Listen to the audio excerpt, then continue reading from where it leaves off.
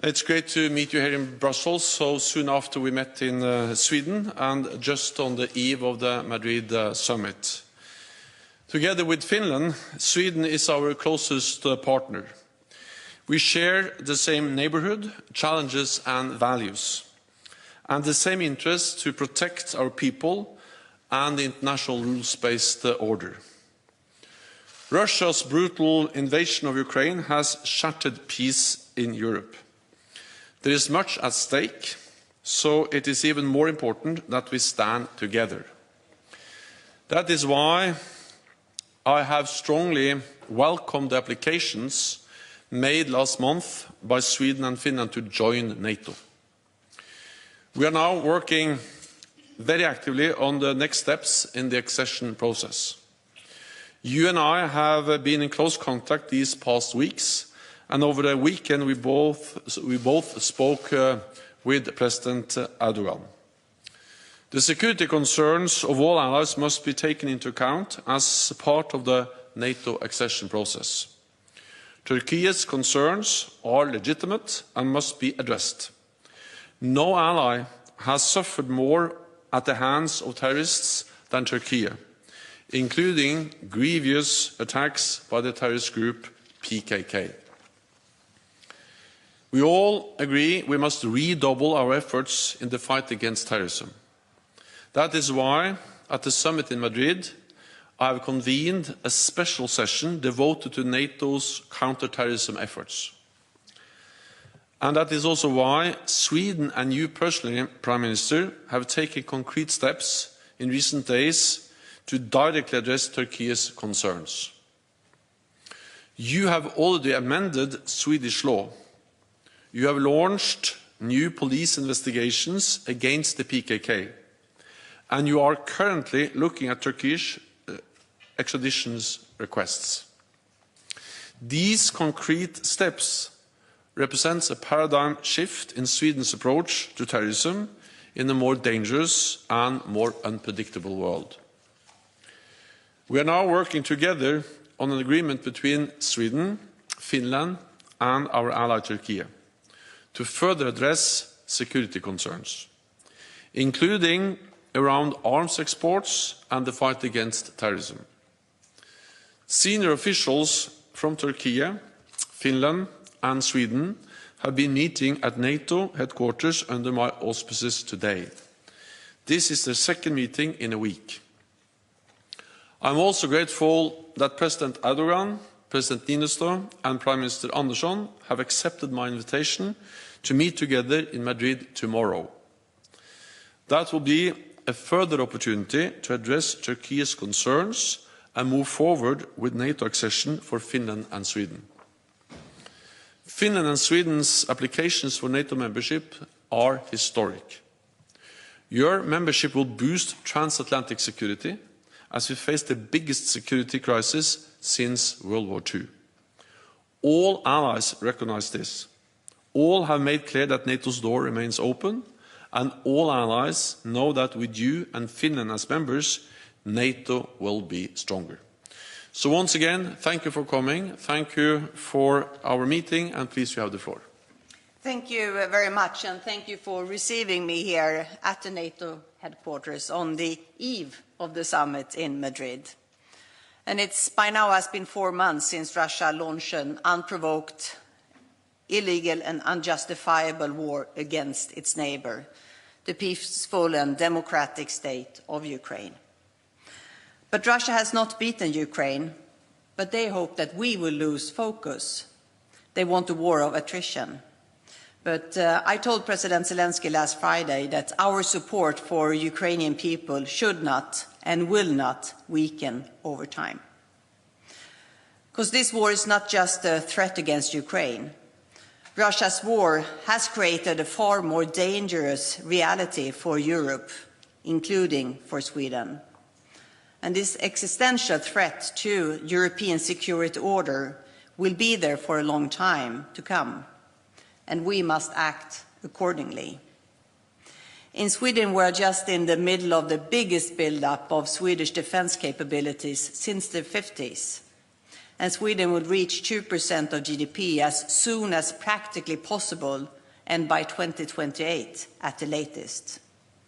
We are right now re-establishing regiments, reinforcing the island of Gotland, reactivating national military service.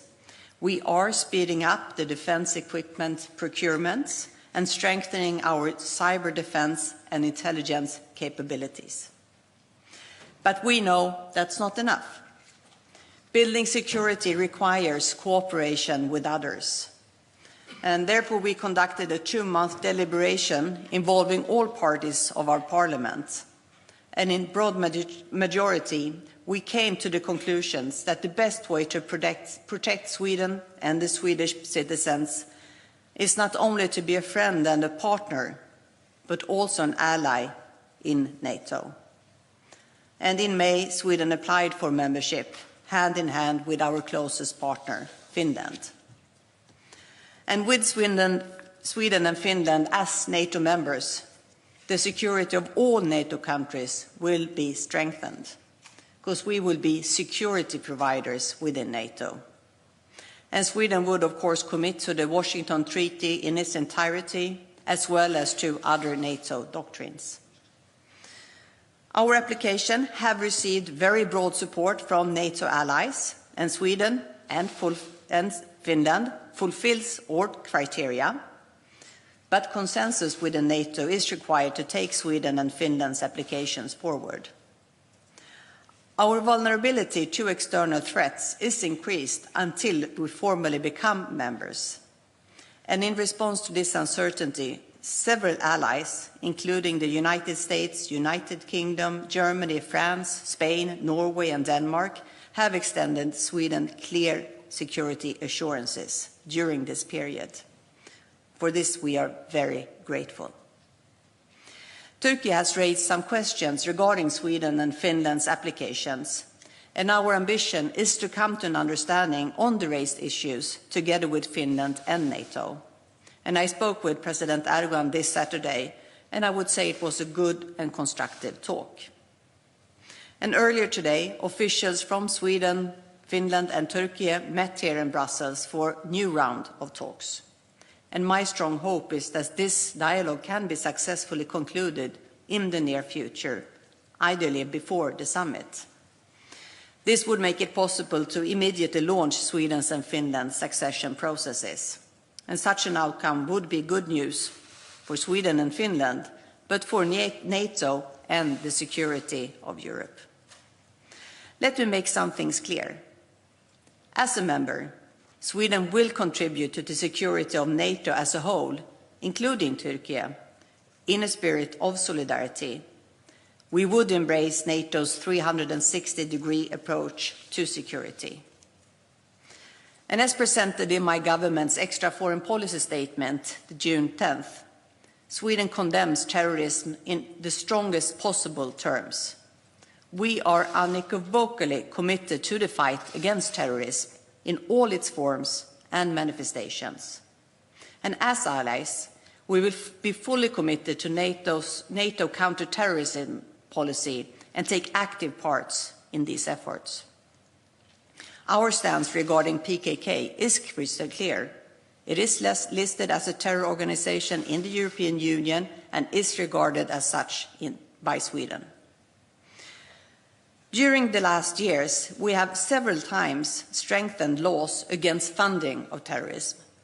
And Sweden's terrorist legislation is undergoing its biggest overhaul in 30 years. A new and tougher Terrorist Offences Act entered into force the 1st of July, with a broadened scope and higher scales of penalties. Moreover, constitutional amendments are being prepared which would have paved the way for criminalization of participation in terrorist organizations. There should be no doubt that Sweden will continue to stand firm alongside other like-minded countries in the fight against terrorism. Our NATO membership will have implications with respect to export control of defense materials to all NATO allies. Alliance solidarity will be reflected within our national regulatory framework. One of the issues raised by Turkey concerns Sweden's response to Turkey's request for extraditions. These matters are handled swiftly and carefully by our legal system in accordance with European Convention on Extradition. Sweden is not and will not be a safe haven for terrorism. The relevant authorities work intensively in order to expel persons who could be a security threat. And there are a substantial number of cases which are currently processed. So, I'm very much looking forward to continuing from here to Madrid and the discussions there with all allied leaders, not at least the President of Turkey. And I'm hopeful that these discussions can pave the way for launching our accession process and put Sweden the next step to the path to NATO membership. This would benefit all of us. Thank you. Thank you very much. This concludes these press statements. Thank you.